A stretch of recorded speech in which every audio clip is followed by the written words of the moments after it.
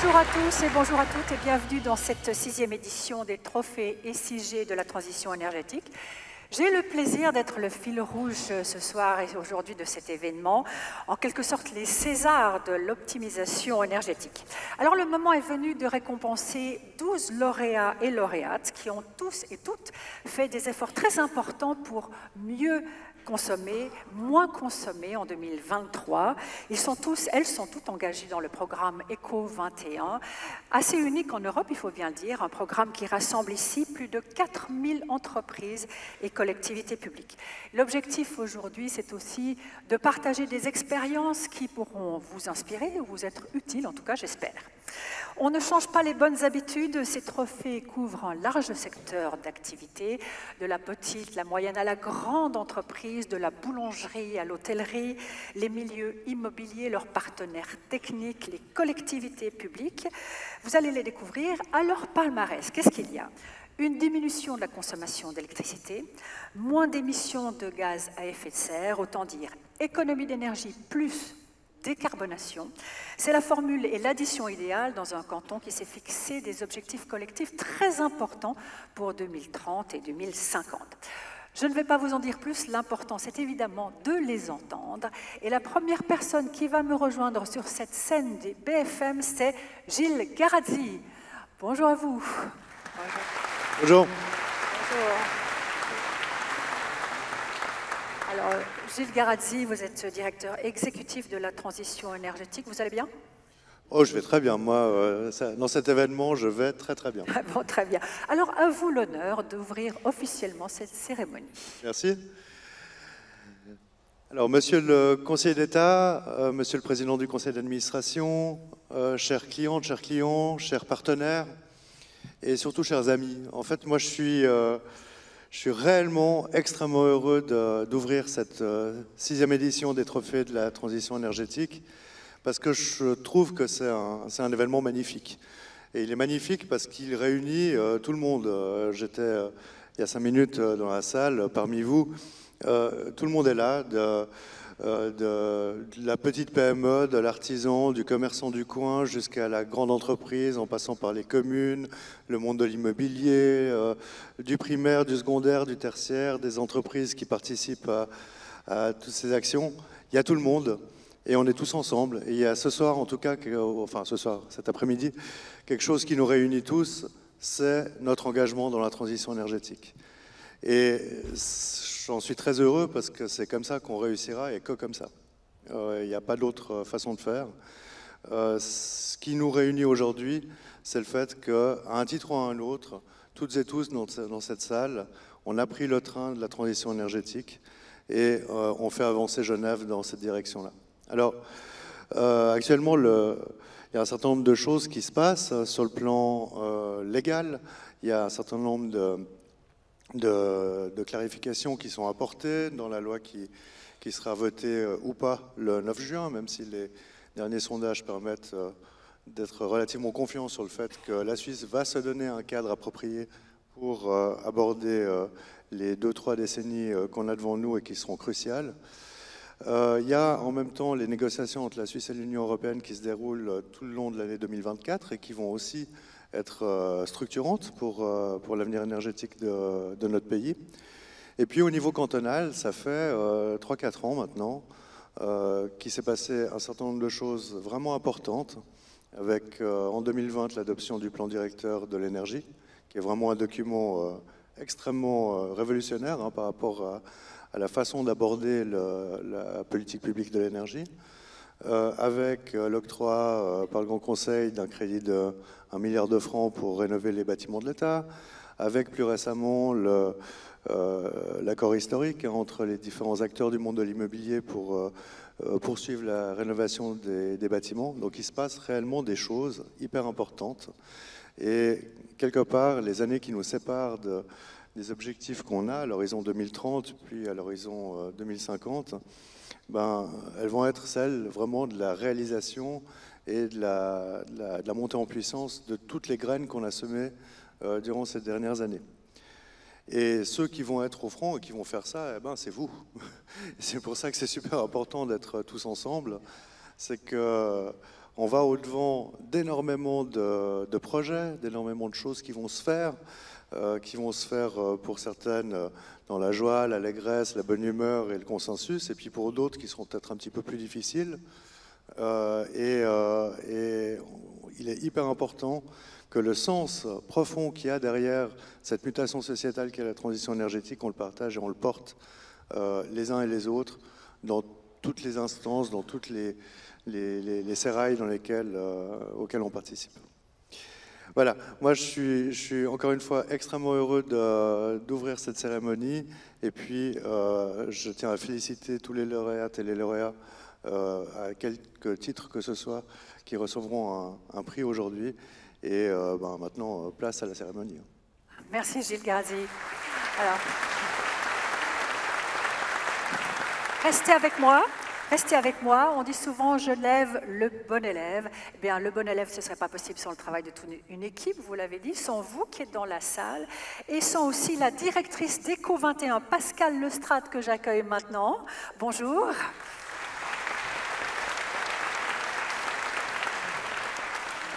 Alors, vous portez le programme Eco 21 depuis 2015. Avant de vous passer la parole, on va regarder ensemble quels sont les résultats cumulés depuis les débuts du programme jusqu'en 2023. Regardez.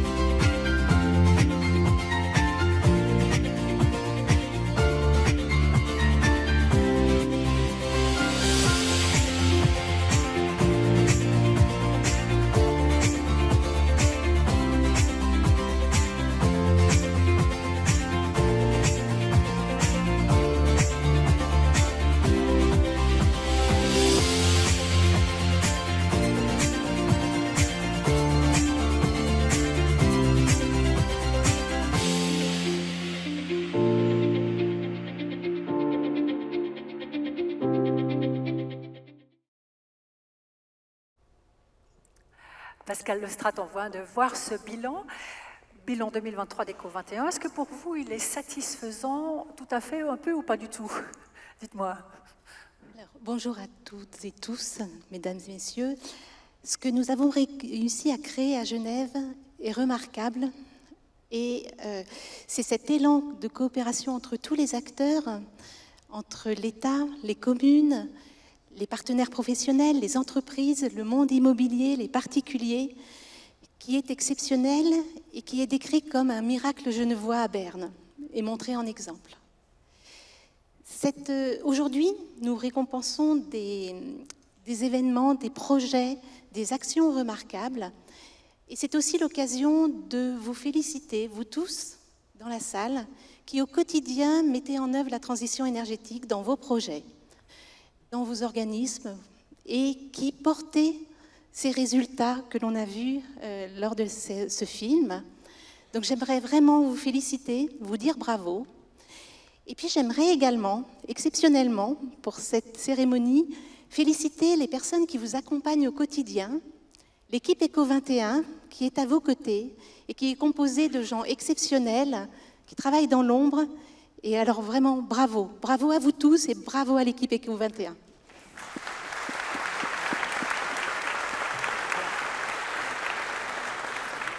Vous restez avec moi tous les deux parce que vous allez avoir maintenant la tâche très agréable de remettre des trophées à nos 4 premiers lauréats. Je vous laisse les prendre en main. J'appelle sur la scène la boulangerie Martine avec Alexis Zarka dans la catégorie des petites entreprises. Venez seulement sur la scène. Électricité Nord-Sud et son directeur fondateur, David Benassuli, dans la catégorie des partenaires techniques. Bienvenue.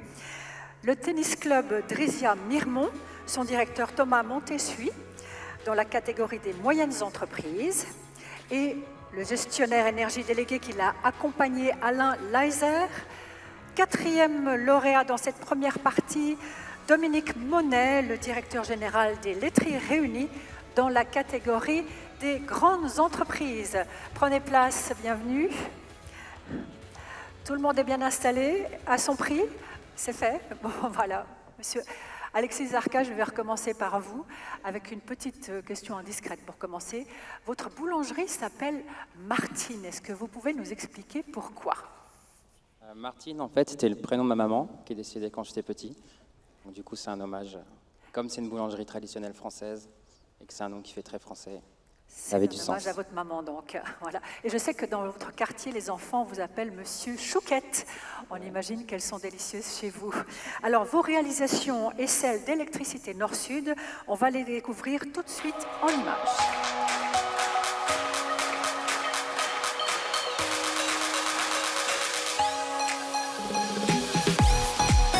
Commerce de proximité emblématique de la rue Jean-Violette, la boulangerie Martine a été reprise début 2023 par Alexis Zarka. Soucieux de se lancer dans une activité aussi durable que possible, il entreprend divers travaux avant d'ouvrir son enseigne, notamment pour en optimiser la consommation énergétique. Accompagné par Eco21 et un gestionnaire énergie délégué, il investit dans 2 nouvelles chambres froides et remplace 2 fours à mazout par des modèles électriques. Avec, à la clé, plus de 12 tonnes de CO2 économisées par an. L'utilisation de luminaires plus efficients a permis de réduire la consommation électrique de plus de 50%.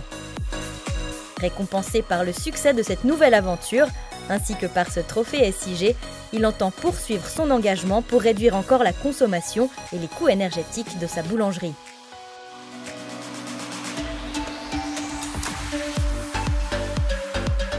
Électricité Nord-Sud est une entreprise active à Genève depuis 1995. En 2023, ses 10 collaborateurs spécialisés ont réalisé 43 solutions Eco21 éclairage. À la clé, des économies d'électricité représentant 44 000 francs de baisse de charge pour ses clients propriétaires. Par exemple, pour cet immeuble de l'avenue de la Gare des Eaux Vives, l'utilisation de luminaires plus efficients a permis d'importantes économies.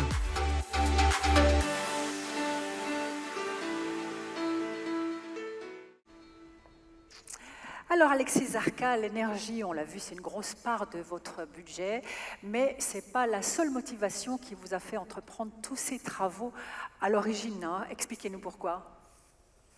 Eh ben, je pense que ma génération est très concernée par le réchauffement climatique et les dérèglements climatiques. Donc ça avait du sens quand on a repris la boulangerie et qu'on a fait tous ces travaux, de se poser les bonnes questions, pas refaire et pour essayer de faire au mieux en fait. Après je suis tombé par hasard sur le programme Eco21 en m'inscrivant sur le site du SIG, en inscrivant la boulangerie et tout de suite j'ai sauté sur l'occasion, j'ai été mis en contact avec un expert et ça fait 1 an qu'on travaille ensemble. Et vous avez d'autres projets, sauf erreur aussi, hein? On a d'autres projets. Tout d'abord, il y a toujours un travail à faire sur l'utilisation de l'électricité.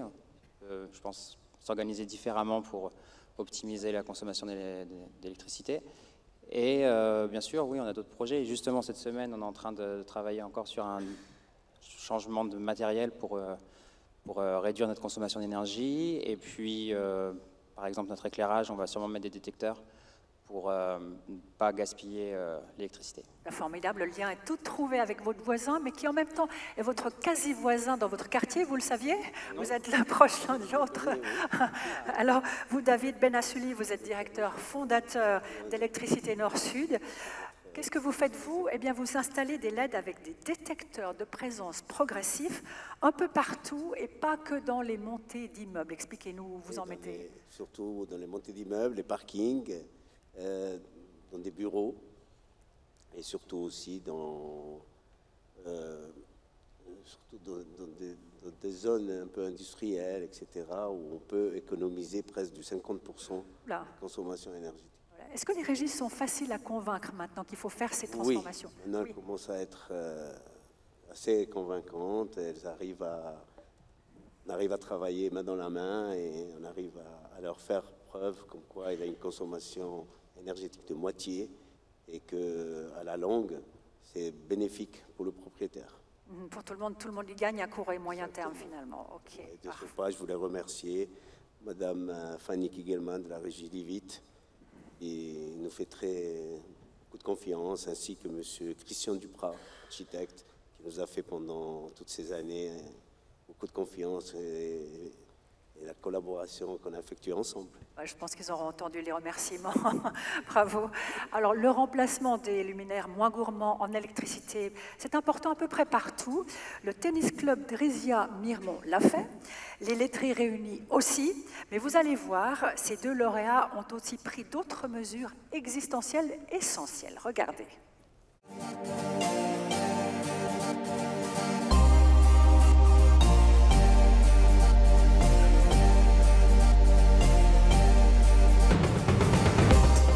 Par la pratique sportive et son école, le tennis club Drizia Mirmont a l'ambition de promouvoir la santé, le bien-être et l'intégration sociale. Ses 1000 membres bénéficient de 11 terrains de tennis, dont 6 couverts, ainsi que d'un terrain de paddle en bordure de l'Arve. Suite à un audit énergétique SIG Eco 21, le tennis club s'est engagé dans une démarche exemplaire de réduction de ses consommations. Accompagné par un gestionnaire énergie délégué, le fonctionnement des chaufferies destinées aux bulles des terrains a été optimisé. Nouveaux programmateurs, installation de sondes thermiques, rationalisation des horaires d'utilisation et de la température de chauffe, ces mesures ont réduit de plus de 25% la consommation énergétique, avec une économie de plus de 45 tonnes de CO2. Fort de ces résultats, le tennis club Drizia Mirmont va poursuivre ses actions en adoptant des luminaires à faible consommation électrique pour l'éclairage de ses terrains.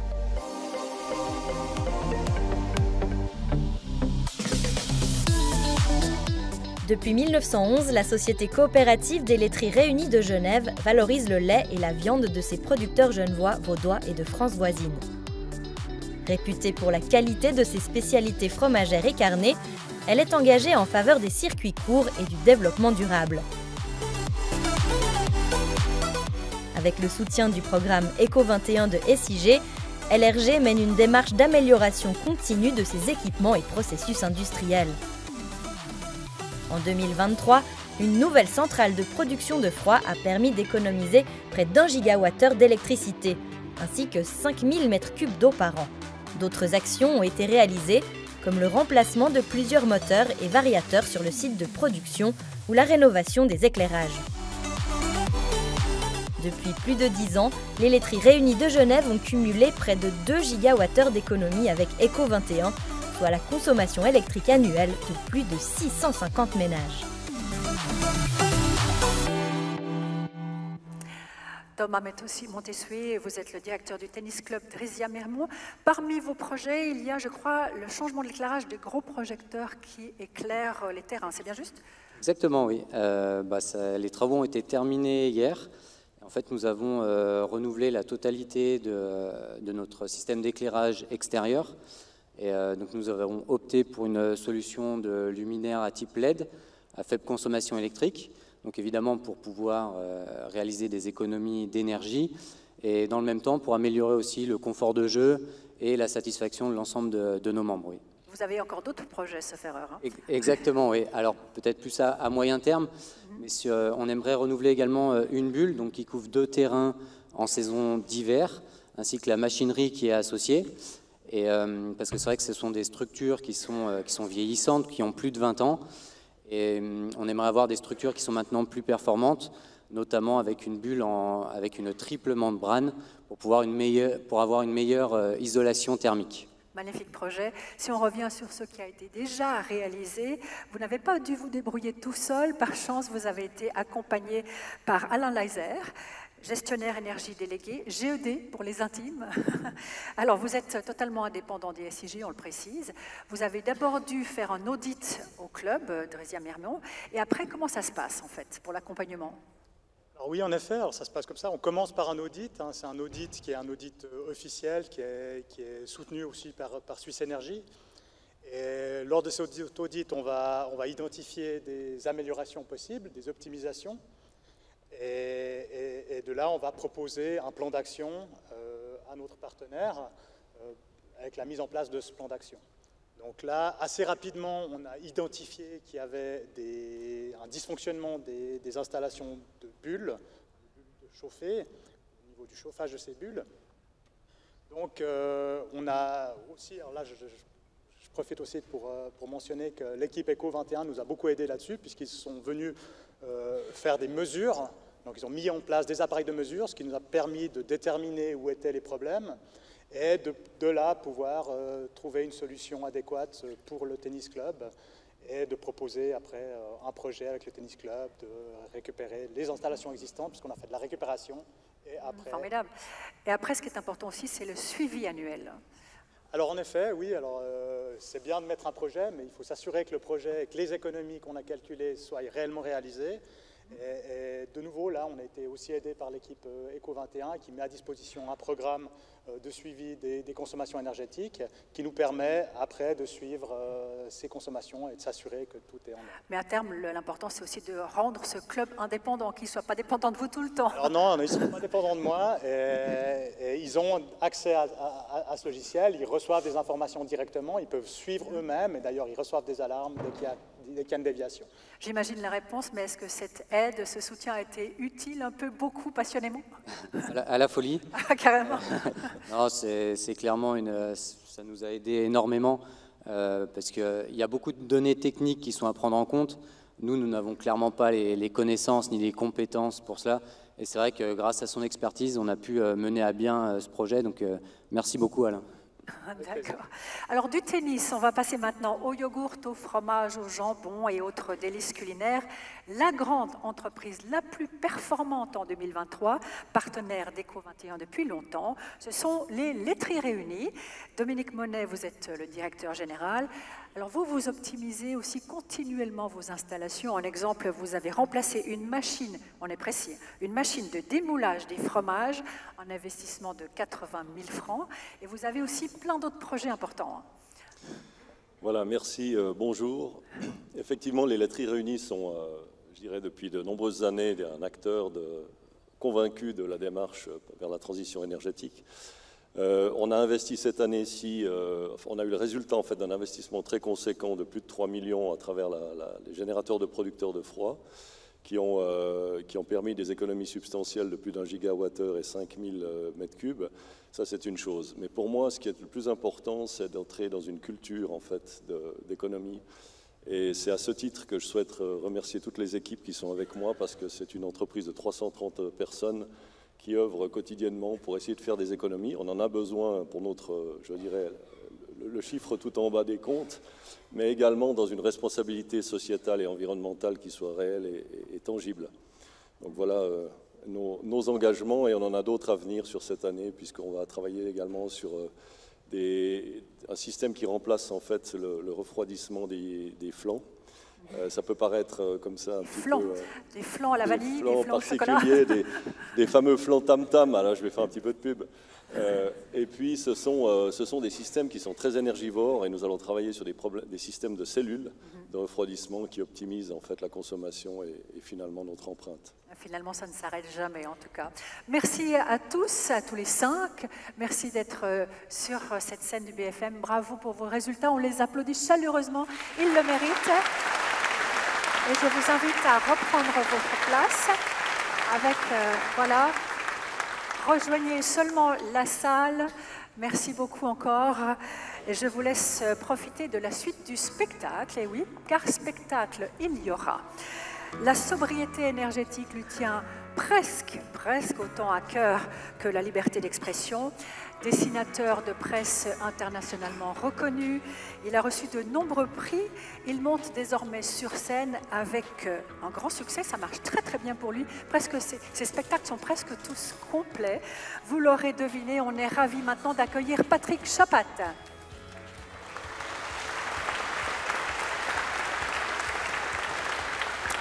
Bonjour. Bonjour, bienvenue. Bonjour Manuel. Alors, votre spécialité, entre autres, le lien énergie-écologie. Alors ça se dessine, ça se dit en mots. Quand c'est l'un plus l'autre, c'est encore mieux. Et quand c'est avec une touche d'humour, c'est encore 3 fois mieux. Je vous passe le flambeau, comme on dit dans Koh-Lanta. Merci. Bonjour. Ben bonjour alors. Ça me fait plaisir d'être là, au trophée SIG. Ça fait un moment que les SIG n'avaient pas été dans l'actu. Moi, on m'a dit, tu verras, les SIG, c'est super, il y a une bonne ambiance, c'est comme une grande famille.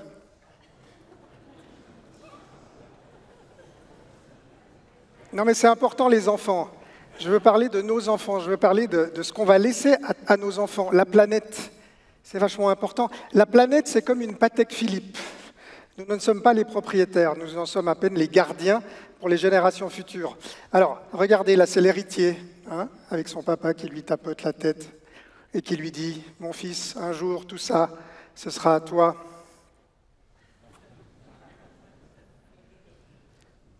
Ouais, bel héritage, hein. Merci papa. Parce que là, franchement, regardez, les glaces fondent, les mers montent, les petits manchots sont en panique.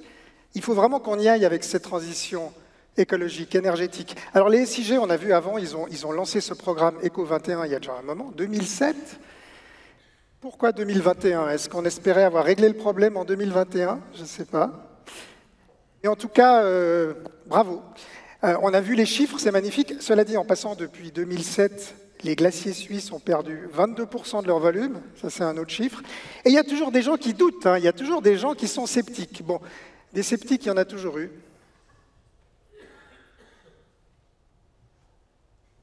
Voilà, les sceptiques, on les connaît.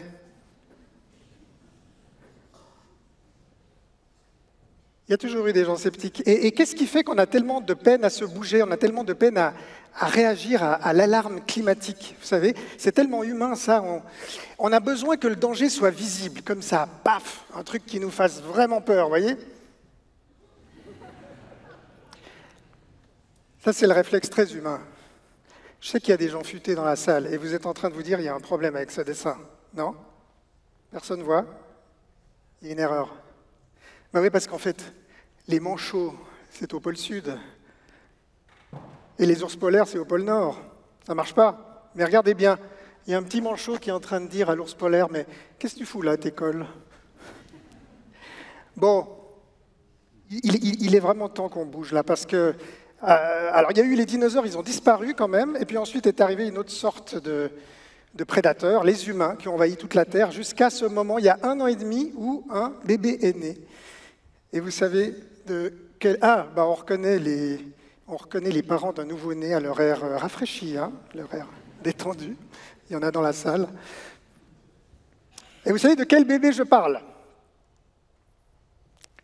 Eh bien oui, parce que depuis 1 an et demi, on est 8 milliards sur la Terre. C'est beaucoup, c'est trop par rapport aux ressources. On est trop nombreux. Regardez, on est trop nombreux. Ah ben non, là, il y a une petite erreur dans la diapo, là. Je crois qu'elle est à l'envers. La régie, est-ce qu'on peut... Ouais, c'est beaucoup plus juste comme ça. On est beaucoup trop nombreux par rapport aux ressources de la planète. Mais aujourd'hui, on peut plus arroser son petit coin de jardin comme ça, sans se soucier des autres. Hein.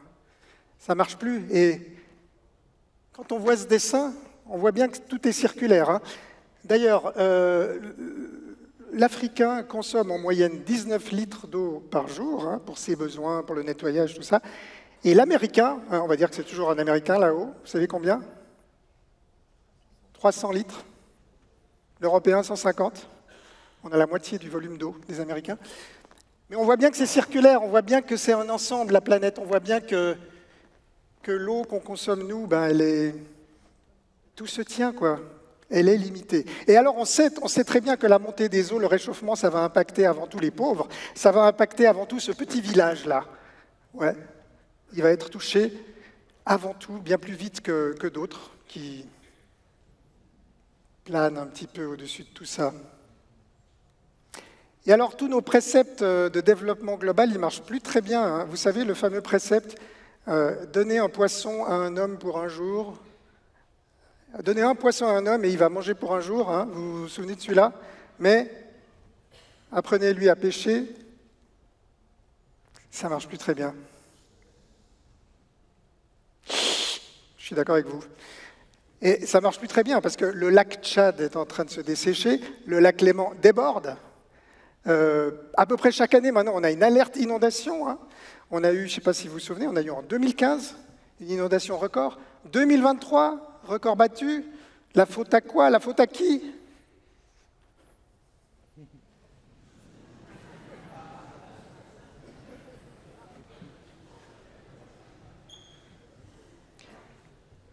Dieu de Dieu.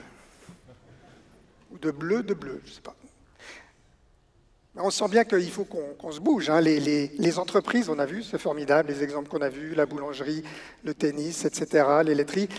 Et puis les particuliers, on a bien compris qu'on doit tous faire un effort, que désormais, il faut faire pipi, alors évidemment sous la douche. Et non seulement il faut faire pipi sous la douche, mesdames et messieurs, mais en plus,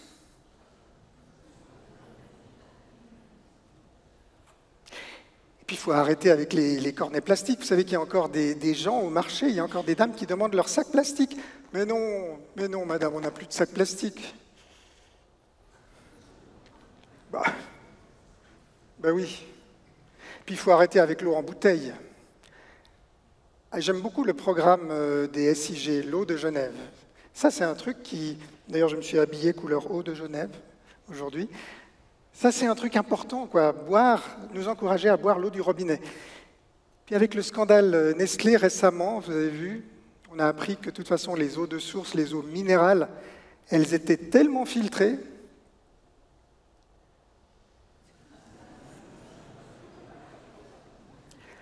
que finalement, boire l'eau du lac, c'est beaucoup mieux, parce qu'il est propre, notre lac. Regardez, il est propre, il est beau, c'est un coin de paradis. C'est un joli petit coin de paradis, mais ce n'est pas un paradis détaché du monde et de ses chaos et de ses fracas, ce monde en fusion. Donc rappelons-nous que tout ce qui est local est global désormais, et tout ce qui est global est local. Voilà, c'est la morale pour l'instant, je vous retrouve tout à l'heure.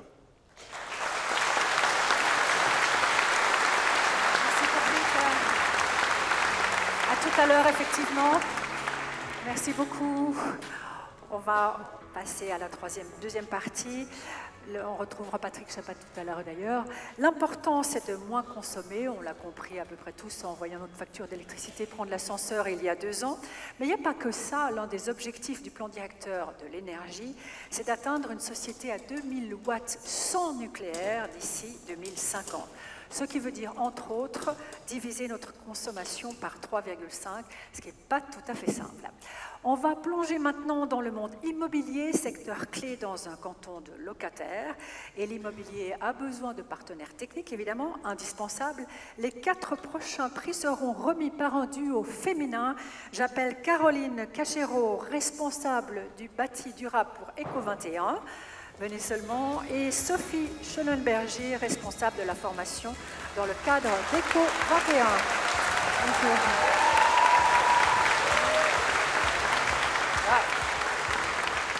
Là, vous avez des fans, hein, visiblement. Et la parité a l'air bien respectée dans le cadre d'Eco21. Alors, les 4 trophées que vous allez remettre, ce sera pour saluer les performances de la régie Pilet-Renault, représentée ce soir par Diane Barbier-Muller, administratrice et membre de la direction dans la catégorie régie immobilière, rejoignez-nous seulement. Dans la catégorie propriétaire immobilier, Realstone et son directeur général, Julien Raymond. C'est par ici, si vous arrivez à me rejoindre. Flower SA avec Anthony Bouille, le responsable Eco21 dans l'entreprise de la catégorie ventiliste, et Service Plus Énergie SA, représenté par sa directrice générale, Amandine Colli, dans la catégorie partenaire chauffagiste.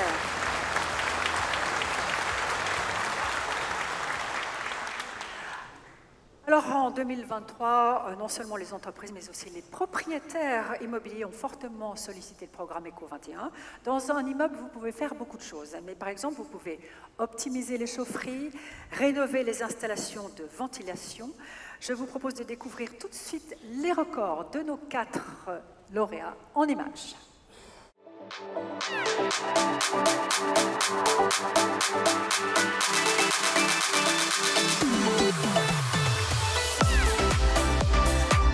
Fondée en 1872 à Genève, Pilet-Renault est une régie familiale employant 120 personnes. Engagée en faveur de l'innovation et de la durabilité, ces équipes ont piloté l'optimisation énergétique de 543 allées d'immeubles en 2023. Ces actions ont débouché sur d'importantes économies pour ses clients propriétaires, dont une baisse de la consommation électrique de 289 MWh par an. Par exemple, les solutions Eco21 optimisation chaufferie, ventilation et écologement ont permis de ramener l'indice de dépenses de chaleur d'un immeuble de l'avenue des Communes Réunies de 575 à 359 mégajoules par mètre carré par an.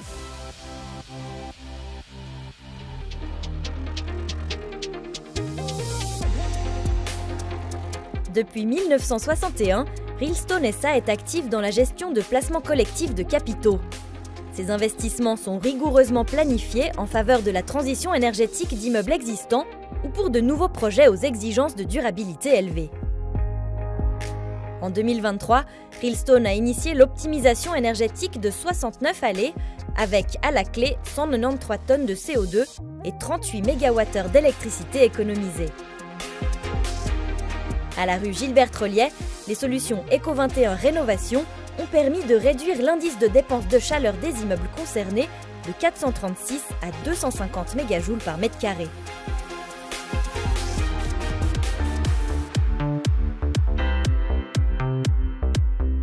Spécialisée dans la ventilation et la climatisation, Floair SA dispose de plus de 35 ans d'expérience à Genève. L'optimisation énergétique des installations de ventilation permet de réduire leur consommation électrique pour abaisser l'indice de dépenses de chaleur des bâtiments. En 2023, Floair a réalisé la solution Eco21 Ventilation sur 102 allées d'immeubles grâce à une équipe expérimentée et qualifiée. La solution Ventilation, à la rue des Bossons, a permis de faire passer l'IDC du bâtiment de 430 à 359 mégajoules par mètre carré.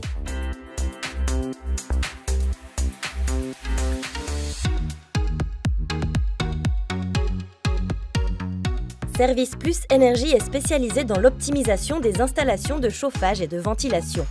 Grâce à l'expertise de ses collaborateurs, elle propose des solutions qui garantissent une baisse significative de l'indice de dépenses de chaleur des bâtiments. En 2023, 185 contrats d'optimisation énergétique chaufferie et 118 solutions Eco21 circulateurs ont été réalisés, permettant d'économiser 330 000 kWh d'électricité et plus de 5 200 tonnes de CO2 par an. Pour les clients propriétaires, ces actions représentent une baisse de charge de près de 2 millions de francs. Par exemple, la solution Eco21 Optimisation Chaufferie a permis de baisser l'indice de dépenses de chaleur de 504 à 387 mégajoules par mètre carré à la rue Vuillonnet. Exemple très parlant, bien sûr. Diane Barbier-Muller, bonjour. Bonjour. Vous êtes administratrice et membre de la direction de Pilet Renault. 1182 immeubles sous gestion, sans compter les copropriétés. J'ai vu ça sur votre site, j'espère que c'est bien juste, c'est actualisé. Alors, les régies jouent un rôle clé pour accélérer les rénovations. Est-ce que c'est facile maintenant ou encore difficile de convaincre les propriétaires d'investir ? Alors, les propriétaires sont beaucoup plus ouverts qu'il y a effectivement 5 à 10 ans. Ça dépend du propriétaire. Ça n'a rien à voir avec sa taille, la taille de son portefeuille. C'est vraiment la sensibilité et la stratégie. Et puis, effectivement, beaucoup de propriétaires attendaient sur les accords qu'on a votés, que le Grand Conseil a voté en début d'année. Et maintenant, on va pouvoir donner une impulsion positive. Alors, un des rôles clés, un des volets de votre rôle clé, c'est aussi d'accompagner ces travaux. Comment est-ce que vous êtes organisé pour justement accélérer cette marche vers la transition ? Maintenant, depuis plusieurs années, on a développé un service qui est spécialisé dans les rénovations énergétiques, qui est lui aussi le lien privilégié, notamment avec les services SIG, et qui a vraiment pour mission de coordonner le service gérance, notre service des copropriétés, et les autres services pour pouvoir apporter des mesures et des solutions qui sont le plus poussées vers les rénovations énergétiques et les optimisations. Ça marche ? Ça marche très bien. Et d'ailleurs, je remercie son responsable qui est Philippe Mercier parce que c'est grâce à lui si on a le prix aujourd'hui et il a réussi à coordonner et à motiver tout le monde pour pouvoir avoir ce prix. Bravo à lui en tout cas, merci.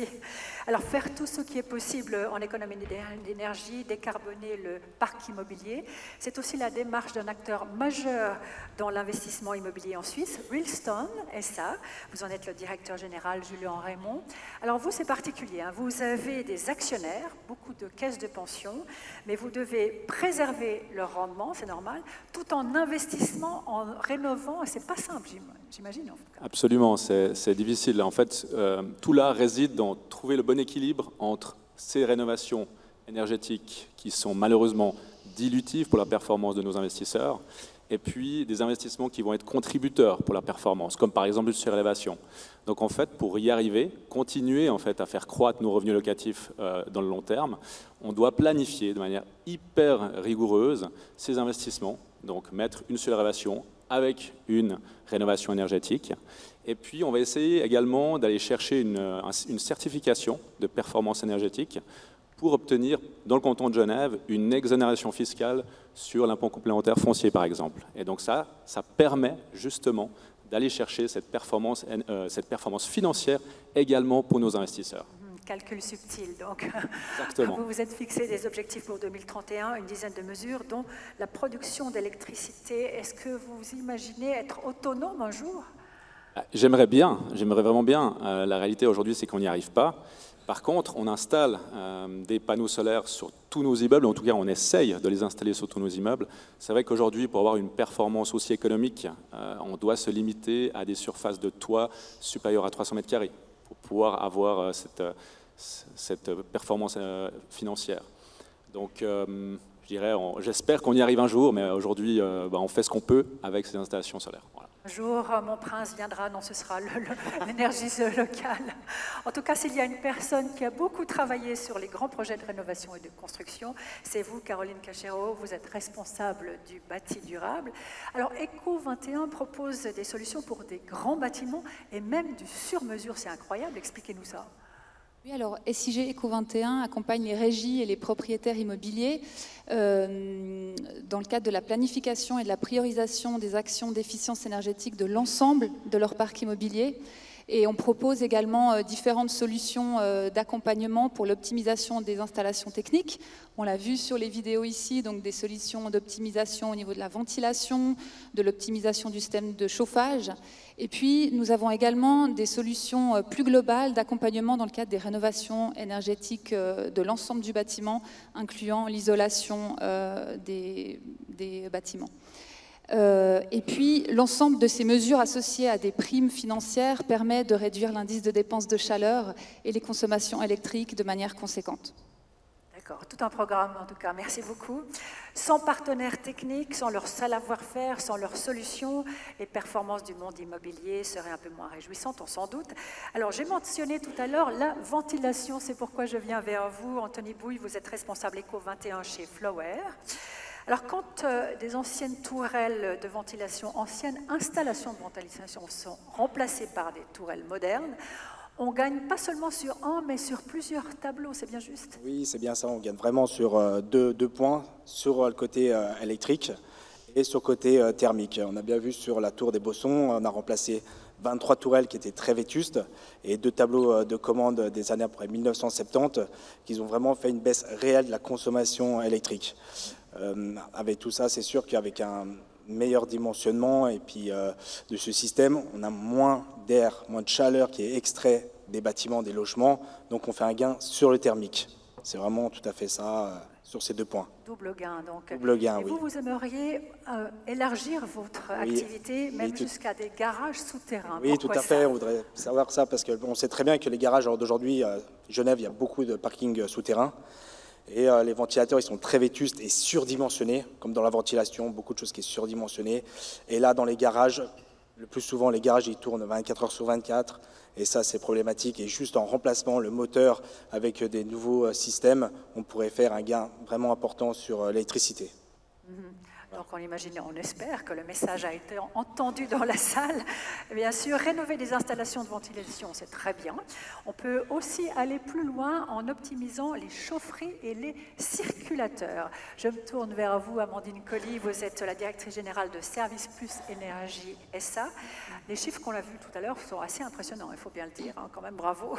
Est-ce que les choses changent vraiment maintenant? Est-ce que c'est plus facile dans votre secteur de convaincre les régies à investir? Alors, facile, c'est peut-être pas le mot adéquat, je dirais, mais oui, aujourd'hui, ça rentre plus dans les convictions. Et on a la chance, SPE, de travailler avec des clients qui sont conscients et qui sont investis dans la transition. Et c'est grâce, notamment, je pense, à leur engagement, puis aussi à l'engagement, à la collaboration de nos collaborateurs en interne, qu'on peut être là aujourd'hui. les résultats sont là. Et les régies, je pense qu'elles sont convaincues par les différents programmes, comme vous disiez, les COE et les circulateurs en introduction. Et ils sont conscients des économies significatives qu'on peut réaliser grâce à ces programmes. Et un autre point qui permet aussi de convaincre, c'est les nouveaux objectifs en matière d'indice de dépenses de chaleur qui permettent aussi de nous aider à convaincre les clients pour cette transition. Là, c'est la loi, on échappe. C'est la loi. Effectivement. Alors, vous rencontrez un problème et vous n'êtes pas la seule, c'est le manque de personnel qualifié. Là, je crois que vous avez un message à faire passer. Allez-y. En effet, c'est vrai que la difficulté de recruter de la main-d'œuvre qualifiée, je pense là on peut parler de tous les métiers de la technique du bâtiment, c'est pas seulement le chauffage qui est concerné, c'est une vraie problématique. Et ça peut, en fait, quel problème ça cause? Ça peut avoir une conséquence sur la qualité finalement du travail qu'après on va fournir à nos clients. En interne, on peut trouver des solutions, on forme nos collaborateurs en interne, on transfère les compétences, et on essaie d'être attractif pour attirer et donner envie, en fait. Mais je pense qu'on a besoin des autorités compétentes pour changer la vision de nos métiers de la technique du bâtiment. Il faudrait peut-être valoriser un peu plus les apprentissages qui sont faits dans ces métiers et puis même les passerelles qui existent. Ça permettrait vraiment d'apporter un intérêt et un regard différent, je pense. Je crois savoir qu'il y a des autorités dans la salle.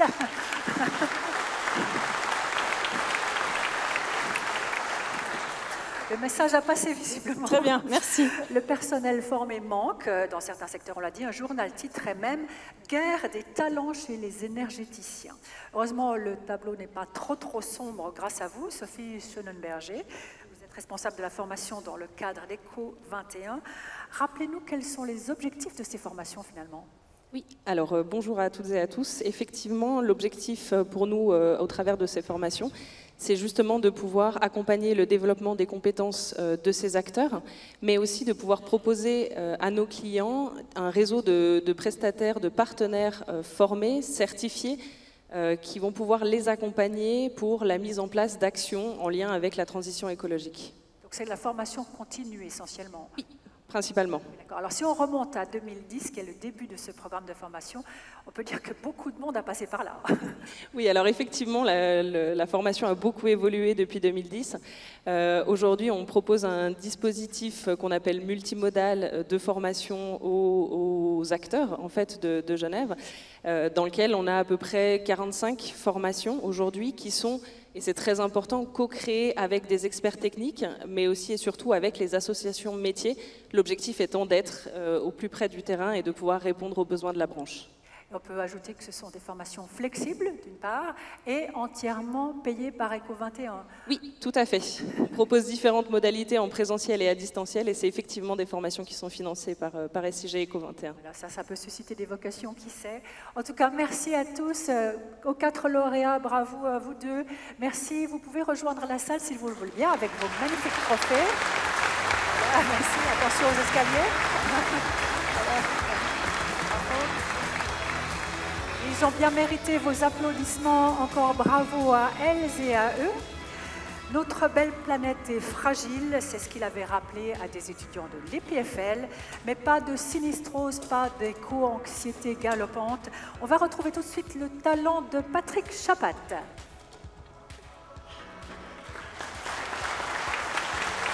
C'est à vous.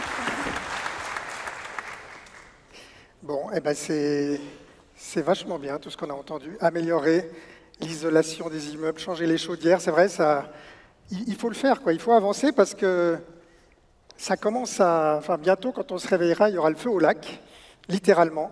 Et nos applications, chaque été, l'application météo, c'est la panique, hein. Ça ressemble à ça. Lundi, 38 degrés, canicule. Mardi, orage, 21 degrés. Mercredi, pluie, 13 degrés. Jeudi, tsunami.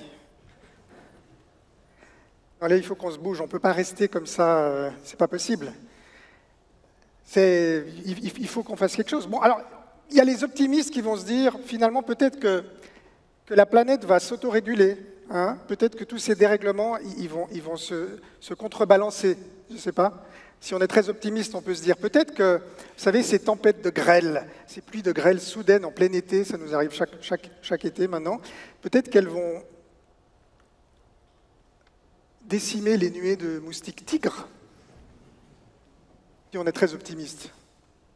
On sait bien que non, on ne peut pas rester comme ça, le cul sur sa chaise de camping à rien faire. Chaque été, on déclenche l'alerte canicule, chaque été, on se dit, voilà, il faut se mettre à l'ombre, il faut penser à rentrer les plantes, il faut penser à bien arroser mémé. Et alors, il y a ceux qui se disent, bon, ben, face au réchauffement, finalement, j'ai la clim dans mon 4x4. Hein? Non, mais il faut arrêter avec la bagnole. Franchement. Moi, ça me fait bien marrer les progrès de la voiture. Oui, les progrès de la voiture. Quand j'étais gosse, on me disait, d'ici l'an 2000, on aura des voitures qui volent. Et aujourd'hui, on a des voitures qui roulent même plus. C'est-à-dire que sur le pont du Mont-Blanc, à 15h30, elles sont incapables de traverser le pont du Mont-Blanc. Donc oui, alors techniquement, la voiture a fait des progrès, ça d'accord. C'est vrai, on a des voitures qui sont plus écologiques, plus intelligentes.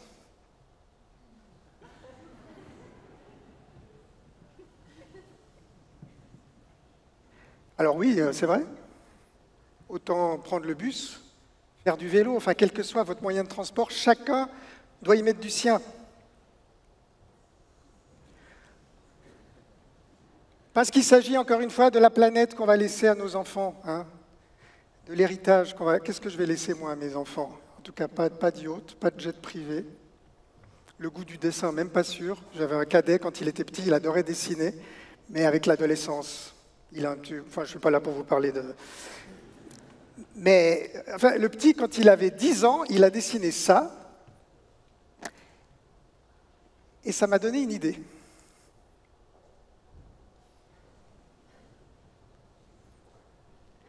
Hein? Il faut qu'on sorte de ces énergies fossiles, vous êtes d'accord? Il faut qu'on sorte. Et puis en 2017, le nucléaire. En 2017, alors les Suisses ont décidé de sortir, hein, de prendre ce chemin ambitieux et périlleux vers les énergies renouvelables. Et ça, franchement, c'était osé, il fallait le faire. Et puis là, on a l'impression que le nucléaire a on lui trouve de nouvelles beautés, hein, le nucléaire. Parce que ça, c'était en 2017, dans le sillage de Fukushima, vous vous souvenez. Et maintenant, on nous dit finalement, le nucléaire, c'est une énergie 100% décarbonée. Puis c'est vrai que quand on y pense, Fukushima aussi, c'était une catastrophe 100% décarbonée. Vous voulez pas me refaire un petit... Bon, tout ça pour dire que j'ai comme l'impression que ce n'est pas encore tout de suite qu'on va se débarrasser de ces grandes tours-là, qui font quand même passablement d'ombre. Et c'est ça le problème. C'est qu'avant de peut-être se dire est-ce qu'on va reconstruire des centrales nucléaires, c'est de donner toute leur chance aux énergies renouvelables. Petite page de pub pour la votation du 9 juin, vous aurez remarqué. Hein? Parce que bon, le nucléaire résiste, mais pas que le nucléaire. En Suisse, dans le débat politique, il y a aussi les partisans, toujours des énergies fossiles, qui résistent. Hein. Il y a les activistes du mazout.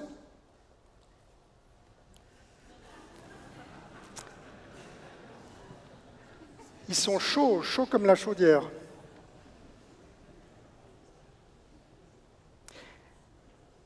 Il y a un truc...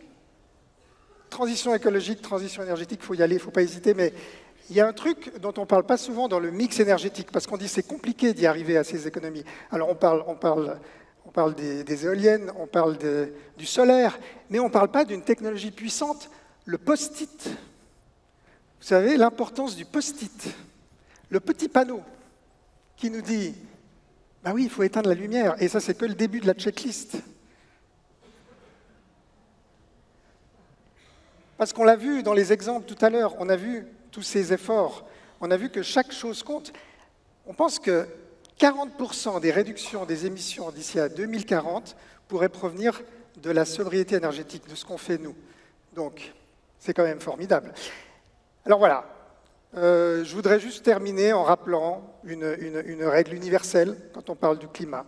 Rappelez ceci, Les changements climatiques sont causés par deux choses, et vous savez lesquelles, on le sait maintenant. L'activité humaine et l'inaction humaine. Donc, merci à ceux qui agissent, merci au trophée SIG et à tous ceux qui ont reçu ces prix. Félicitations à eux, et merci à vous.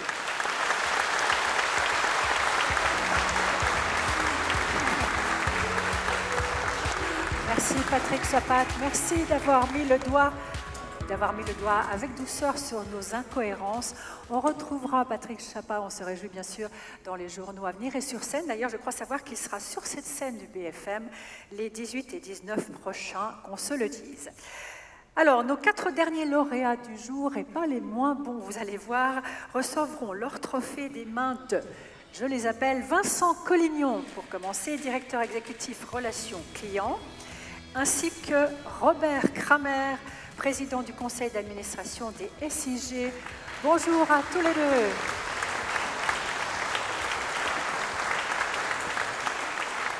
Et les lauréats que vous allez récompenser sont précisément, je les appelle tout de suite, André Chevalet, propriétaire du Geneva Marriott Hotel, prix spécial thermique renouvelable. Dans la catégorie partenaire Eco21 pompe à chaleur, nous avons l'entreprise Helios Energy SA et son cofondateur Dimitri Rachoulis. Du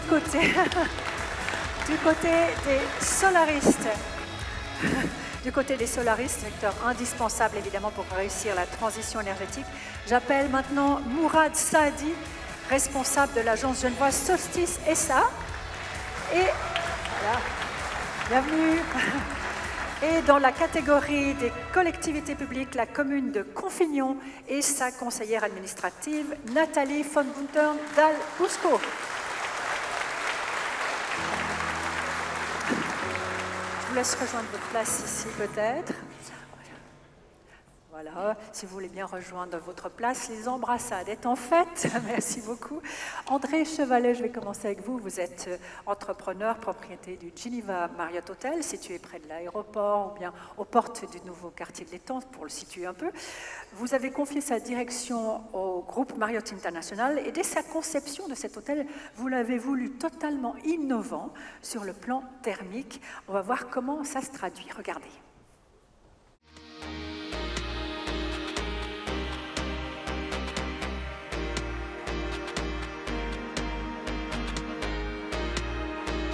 Récemment inauguré à proximité du nouveau quartier de l'Étang, le Geneva Marriott Hotel accorde une attention particulière à minimiser son empreinte environnementale.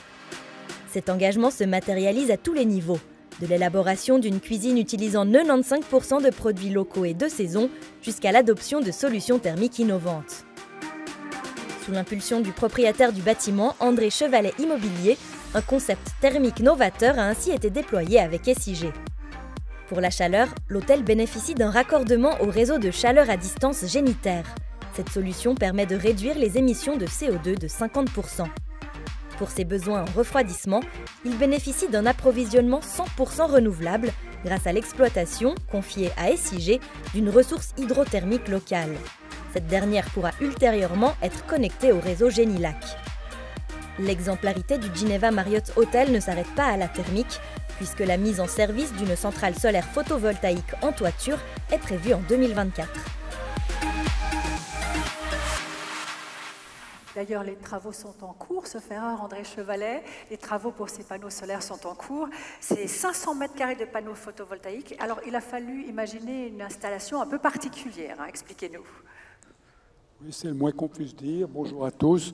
Un petit peu particulière dans le sens qu'il y a tellement de tuyaux et de techniques sur le toit que c'est impossible d'aller rajouter quelque chose. Et en fait, on voulait dans le programme tout faire ce qui correspond à l'éco-responsabilité. Donc, il nous fallait ces panneaux solaires. On a fait construire une structure métallique qui vient poser par-dessus pour ensuite poser nos panneaux solaires.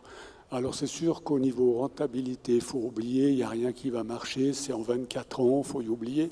on veut le faire quand même parce qu'on veut y participer, on doit tous y participer. Et vous l'avez fait, enfin vous êtes en train de le faire. Il est en train de se faire. Voilà, exact. Et vous teniez absolument à ce que l'empreinte carbone soit la plus faible possible de cet hôtel, un engagement d'ordre moral, vous m'aviez dit, et ça a été possible grâce à toute une équipe évidemment, et à en particulier 2 personnes que vous teniez à citer et qui sont dans cette salle.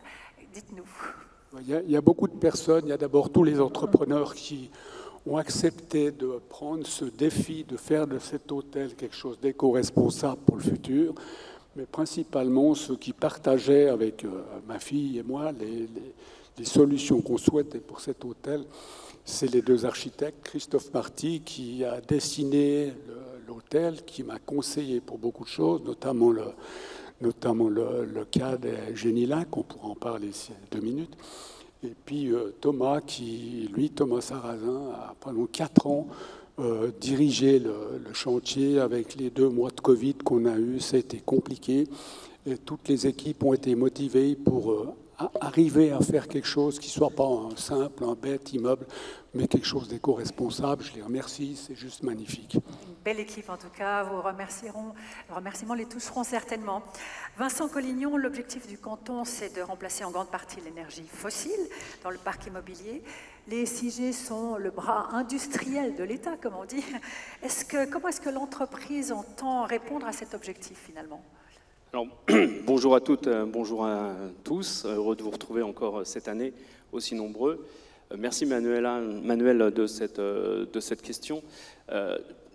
Il me semble important de rappeler d'abord quel est cet objectif ambitieux. Il s'agit d'ici 2030 de changer complètement, de renverser le paradigme d'aujourd'hui, puisqu'aujourd'hui les besoins thermiques sont couverts à 90% d'énergie fossile et qu'il faudra d'ici 2030, notre objectif, partagé avec le canton bien évidemment, c'est de changer cette énergie et que ce besoin en énergie thermique soit couvert par 80% d'énergie renouvelable. Alors pour ce faire, nous aurons besoin des efforts de tous. C'est aujourd'hui une bonne démonstration de la participation de tous les acteurs. Et pour ce qui est d'énergie, on va déployer 2 réseaux très importants. Un réseau Géniter, un réseau Génilac. Génilac est un réseau de froid, de distribution de froid à base de l'eau du lac, une énergie complètement évidemment renouvelable, et puis d'un 2e réseau Géniter qui est un réseau de chaleur à base d'énergie renouvelable comme la récupération de chaleur, d'incinération de déchets, de steppes d'épuration ou encore de géothermie. D'accord. Merci pour ces explications. 3 lauréats, les 3 derniers lauréats du jour, et pas les moindres, ont aussi de manière conséquente réussi à produire de l'énergie locale et donc à diminuer notre empreinte carbone. On va voir tout cela, la preuve incontestable en chiffres et en images. Regardez.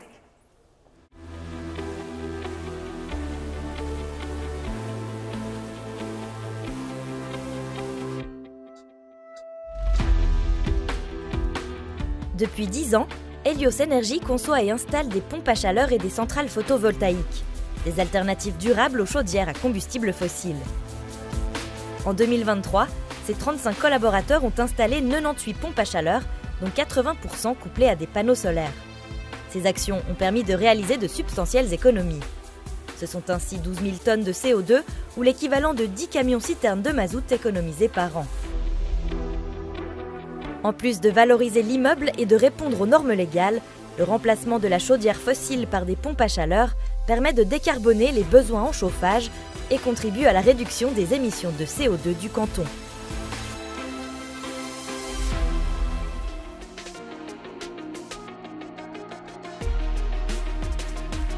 Solstice est une entreprise active depuis 1996 dans l'installation solaire et le stockage d'énergie. Grâce à une équipe hautement qualifiée, Solstice a mis en service 233 nouvelles centrales photovoltaïques en 2023, l'équivalent de la consommation de plus de 1700 ménages. Une contribution significative au développement des énergies renouvelables et à l'exploitation du potentiel solaire de Genève.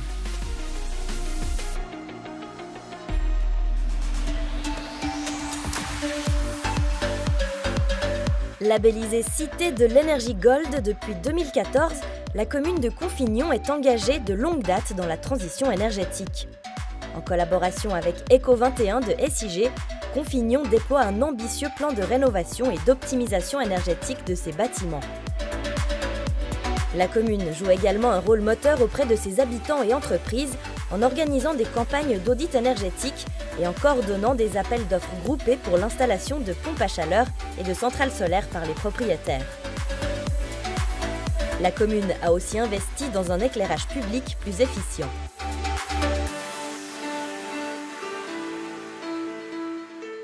Alors, quand on n'a pas la chance d'être à proximité d'un réseau thermique, de ce dont parlait Vincent Collignon justement tout à l'heure, on peut se tourner vers d'autres solutions, et en particulier les pompes à chaleur. Vous êtes Dimitri Rachoulis, le cofondateur d'Helios Energy SA. J'ai souvent entendu dire que les pompes à chaleur, ça fait trop de bruit, c'est pas possible, on l'oublie. Est-ce que c'est toujours vrai ? Alors ça fait effectivement très longtemps que c'était le souci principal des gens qui voulaient choisir cette technologie. Aujourd'hui, avec la qualité des machines qu'on peut trouver sur le marché, et puis sous condition de respecter les règles en vigueur, qui sont justement destinées à éviter les soucis, vous avez la garantie d'éviter toute dispute potentielle avec vos voisins à ce sujet. Oui, je crois savoir aussi qu'à Genève, il faut faire venir un acousticien, ce qui n'est pas le cas ailleurs, hein, sauf erreur. Oui. Et puis les gens sont plus sensibles maintenant à la question aussi du service après-vente. On imagine pourquoi. Les pompes à chaleur que vous installez, c'est essentiellement sur des villas en rénovation, c'est des types RO. Vous avez vécu 3 vagues pendant lesquelles la demande a carrément explosé. Racontez-nous. On va même parler de tsunami à quelque part. La sortie du Covid était la première vague, effectivement. Le début de la guerre en Ukraine, qui a amené la peur des pénuries, de mazout à ce moment-là, et puis la même année, les annonces de risque de pénurie énergétique. Et M. Chapat nous a parlé de la peur qui nous fait bouger, c'est vraiment ce qu'on a vécu. Il y a eu une ruée sur, effectivement, les solutions d'énergie renouvelable. Aujourd'hui, on a vu que la situation, en tout cas, en termes de Covid et de guerre en Ukraine, sont moins impactantes pour nous qu'on le pensait. Le marché se stabilise, fort heureusement. Le bon côté, c'est que les portes ont été ouvertes. Je crois que la pompe à chaleur, c'est quelque chose qui est vraiment acquis dans la tête de tout le monde. On sait que c'est une solution viable à long terme. Ouais.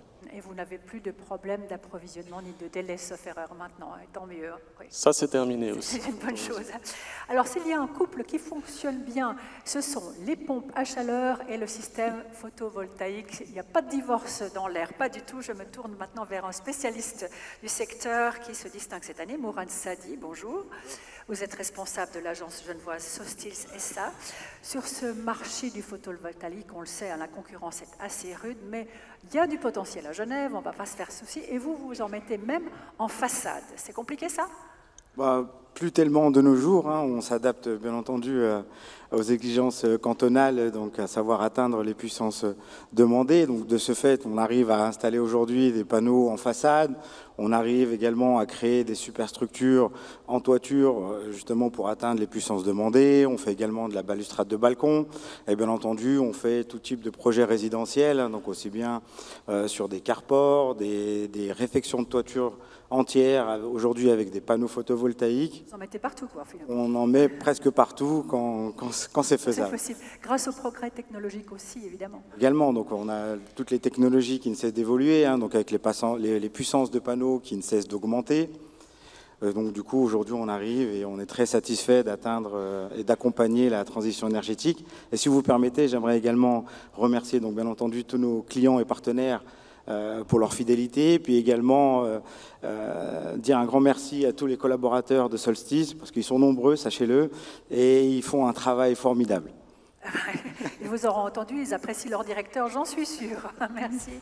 Alors, quand on va passer maintenant à une deuxième partie, puisque vous, en fait, il faut le dire quand même, vous êtes en train d'agrandir la surface de panneaux photovoltaïques sur la piscine, non, sur la patinoire des Vernets. C'est ça.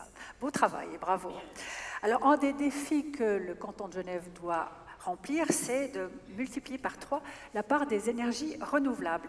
Les régies, les propriétaires, leurs partenaires techniques ont fait beaucoup, on vient de l'entendre, mais il ne faudrait pas oublier une structure qui joue un rôle clé, ce sont les communes. Coup de chapeau aujourd'hui à la commune de Confignon avec Nathalie von Gunther d'Albusco.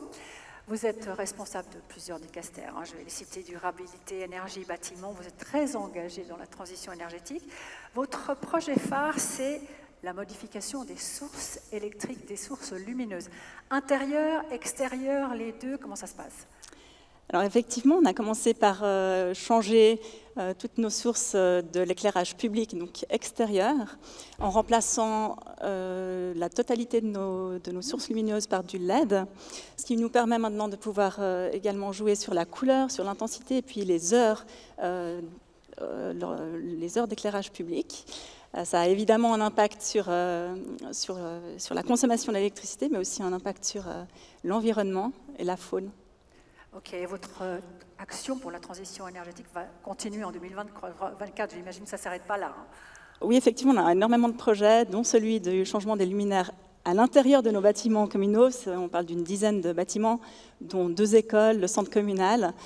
C'est quasiment, enfin, c'est en cours, ça se prolongera pendant l'année 2024.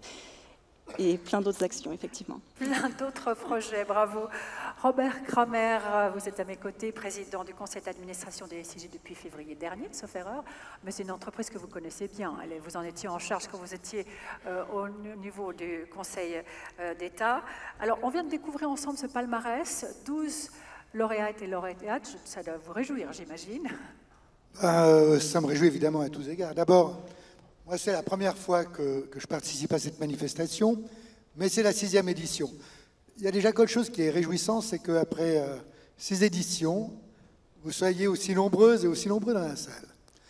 Et la deuxième chose qui est réjouissante, et là j'enchaîne sur le palmarès dont vous faites état, c'est ce que disait tout à l'heure Gilles Garazi, parce que dans les coulisses, on écoutait ce qui se passait. Il ne faut pas croire qu'on est arrivé il y a 3 minutes. C'est que la transition énergétique, c'est l'affaire de toutes et de tous.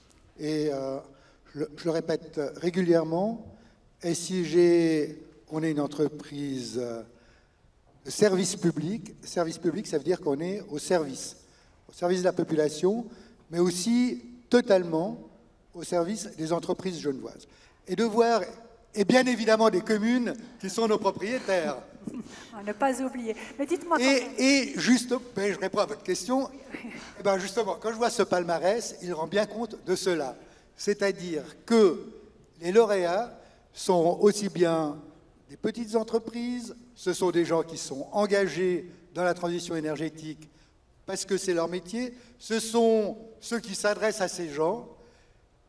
Permettez-moi une petite parenthèse pour vous parler d'autre chose que de ma présidence de SIG. Marriott, il ne faut pas seulement y aller pour visiter les chaudières, mais ça vaut le coup d'aller au restaurant. Ils ont un choix de vin genevois et simplement exceptionnel et unique à Genève. Je ferme la parenthèse.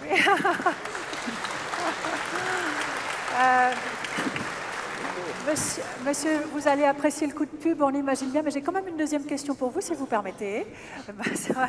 En tant que président du conseil d'administration, quelles sont les priorités, à votre avis évidemment, des SIG pour accélérer, amplifier la transition énergétique à Genève? Elles ont été évoquées tout à l'heure par M. Collignon, très justement. Maintenant, nous sommes dans un moment charnière pour Genève. Dans un moment charnière parce que on est une entreprise qui est le bras vraiment industriel de l'État. À nous de réaliser les politiques publiques qui nous sont demandées. Et la politique publique qui nous est demandée, c'est sortir du carbone. Sortir du carbone de façon massive, ça va exiger un immense effort qui concerne toutes celles et tous ceux qui sont dans cette salle. C'est ce que l'on appelle, dans ce terme barbare, qui est les réseaux thermiques structurants. Concrètement, ça veut dire mettre des gros tuyaux dans les rues et ça va se voir. Pour cela, on aura vraiment beaucoup besoin de la collaboration des communes, on aura beaucoup besoin de la collaboration des entreprises, parce que bien sûr, ce n'est pas SIG qui pose des tuyaux, qui les raccorde, qui est chauffagiste ou électricien, et dans le même temps, on aura bien sûr besoin du soutien de la population, que chacun comprenne que quand on pose ces tuyaux, ce n'est pas pour embêter, mais c'est vraiment pour aller dans le sens d'un développement nécessaire et souhaitable et auquel on doit tous participer. Donc c'est ça notre prochain enjeu. Et il est considérable parce que, tout de même, les 2/3 de nos émissions de gaz à effet de serre, c'est le chauffage, c'est le mazout. Si on supprime le mazout, on a gagné. Alors on ne va pas le supprimer d'un coup, mais c'est dans cette direction qu'on est en train d'aller. Belle direction en tout cas, merci beaucoup. Et puis on va pas tout à fait... Vous vouliez ajouter quelque chose? Est-ce que je peux juste rajouter quelque chose, Madame? Oui, allez-y. Vous ne voulez pas faire de la publicité pour M. Kramer? Remercier le Président. Mais je voulais dire un mot sur les entrepreneurs qui prennent, et entrepreneuses, pardon, qui prennent les risques. On doit prendre des risques. Autrement, si on suit gentiment tout ce qui se passe, ça va aller trop vite, le réchauffement. Un des risques qu'on a pris pour l'hôtel, que je peux vraiment parler, c'est le fait qu'un ingénieur nous a dit peut-être il y a de l'eau sous l'hôtel. Ce serait bien que vous puissiez rafraîchir votre hôtel parce que 263 chambres plus des salles de bal et de conférences, ça consomme énormément. Et là, il y avait une responsabilité de notre part de dire on fait un bel hôtel. Je m'étais engagé envers le président du Conseil d'État de l'époque, mais pas seulement faire un bel hôtel. Il fallait trouver des solutions qui aillent dans le sens du futur qu'on veut laisser à nos enfants avec tout ce que j'entends. Et on s'est posé la question avec les architectes de se dire est-ce qu'on fait un forage ou pas? Ça coûtait très cher.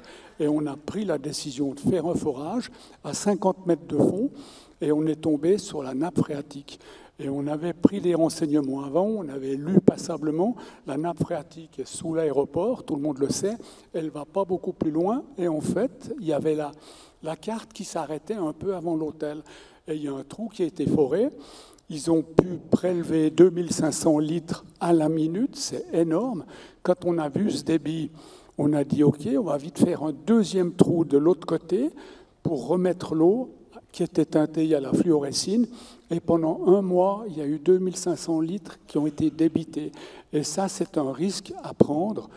9 fois sur 10, ça marche. Une fois, on va se rater, on prend la gamelle. Mais je pense que les entrepreneurs, on doit prendre des risques, justement. Et vous l'avez pris, parce que c'était un peu quitte ou double quand même. On vous félicite parce qu'il y avait cette nappe phréatique qui vous permet maintenant de refroidir l'hôtel.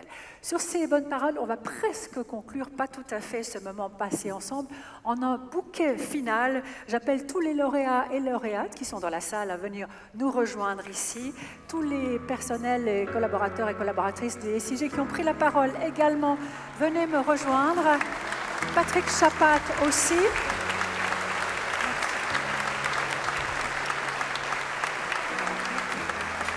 Venez seulement là, vous pouvez venir avec votre... voilà, installez-vous. On va faire un bel arc de cercle. Voilà. Et Monsieur Kramer, j'ai besoin de votre main pour accueillir chaleureusement Antonio Ogers, le conseiller d'État chargé du département du territoire, qui va venir prendre place au centre.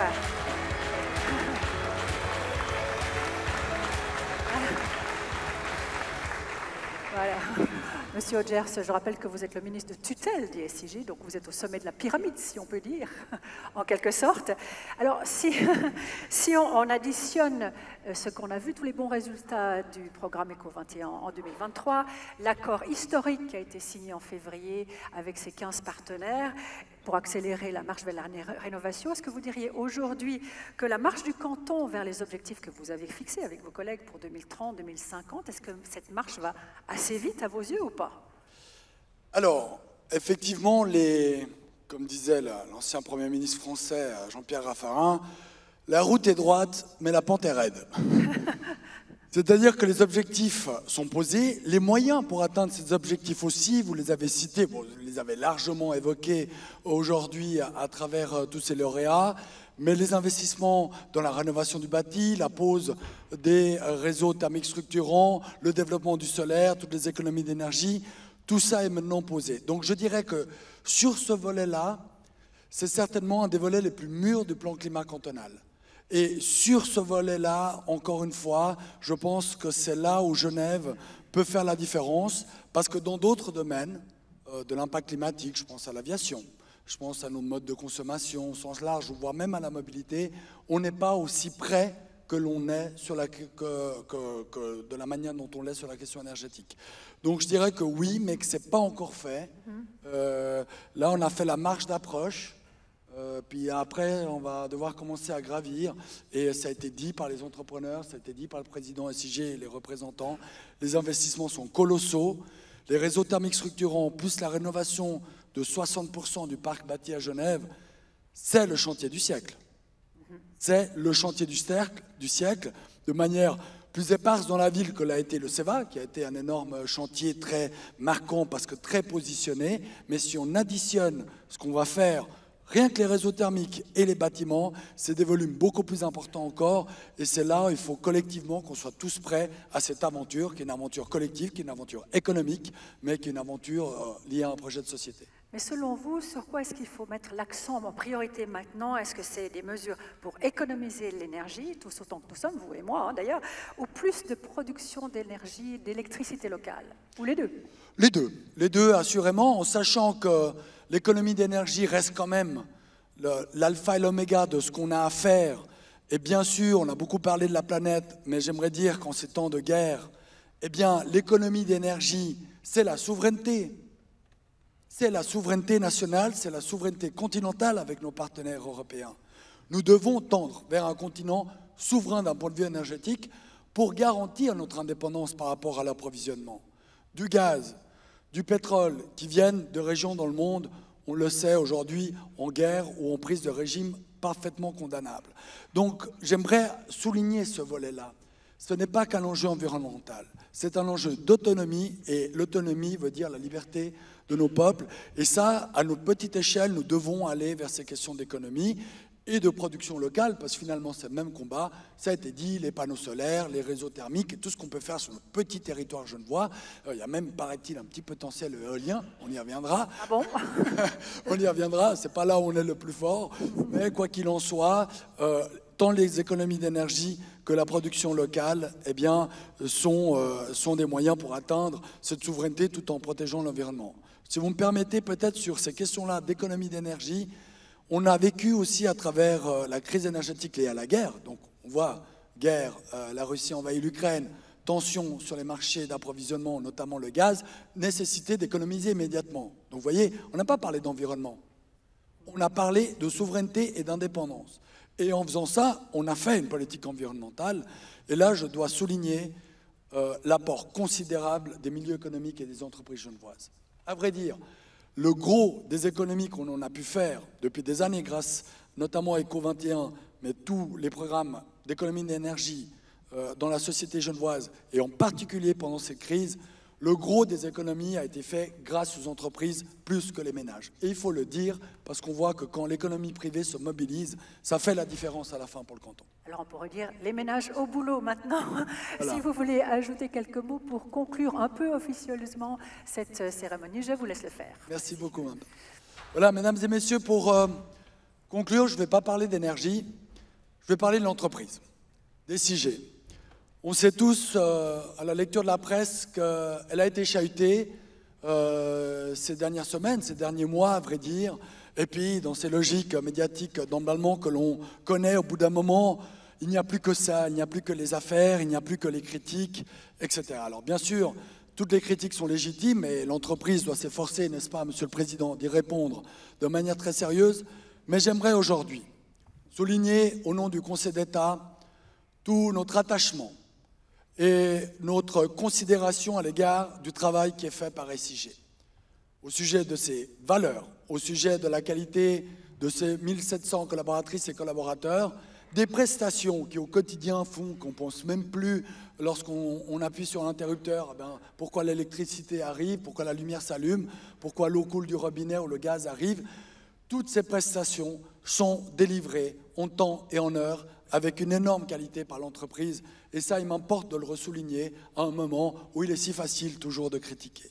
Et l'autre aspect, c'est que nous avons la chance d'avoir un distributeur public, parce que non seulement il donne ses prestations de base, qui sont des prestations de survie, mais il fait beaucoup plus, comme vous avez pu le voir aujourd'hui à travers ce concours, c'est-à-dire que SIG prépare la société de demain à travers des investissements colossaux, à travers une prise de risque, parce que ça a été dit, comme pour les entreprises privées, il y a aussi dans les entreprises publiques une nécessité de prendre des risques, et c'est ce que j'attendais au cadre de SIG, c'est des gens qui aient la vista complète sur ce qui vient, qui sache prendre des risques.